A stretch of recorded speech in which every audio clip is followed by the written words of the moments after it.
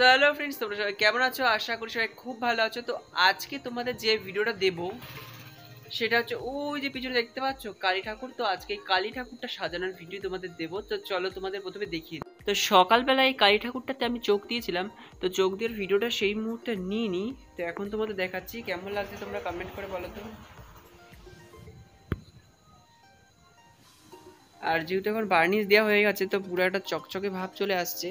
আর এইখানে সমস্ত কিছু রেডি করে নেওয়া হচ্ছে। আর এইদিকে মা এখানে রেডি করছে হচ্ছে কালী ঠাকুরটা চালি। তো চলো আমি সাজাতে থাকি, তোমাদেরও আজকে এই ভিডিওটাই শেয়ার করছি। আর মা এখানে চালিগুলো দিয়ে দিচ্ছে, কলকা মেরে দিচ্ছে। তো এখানে মোটামুটি সব কিছু নিয়ে নিয়েছি। তো চলো, এটা একটা নর্মাল সোলার সাজের হবে। তো চলো তোমরা দেখতে থাকো। তো তোমরা যারা চেনো না, এটা হচ্ছে একটা রক্ষাকালী ঠাকুর। আর এই ঠাকুরটাতে একদম নর্মাল সাজ, যেটা সোলার সাজ পড়াচ্ছি। তো এটা হচ্ছে থার্মোকলের সাজ। এর ওপরেও আরও ভালো বনকাবাসী সোলার সাজ রয়েছে। এটা থার্মোকলের সাজ, একদম কমা কোয়ালিটিটা, ঠিক আছে। আর এটা 5 পোয়া ঠাকুর। আর এখানে কিভাবে সাজাচ্ছি তোমরা দেখতে থাকো, প্রত্যেকটা প্রসেস আমি দেখিয়েছি।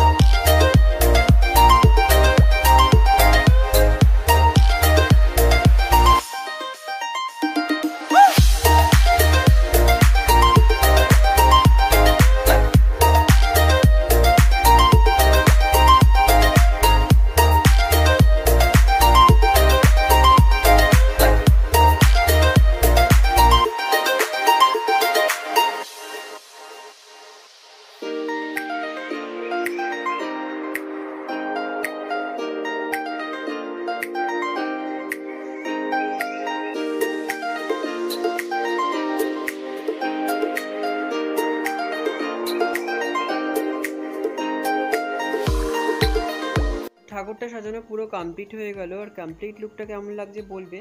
আর চলো তোমাদের একবার দেখি।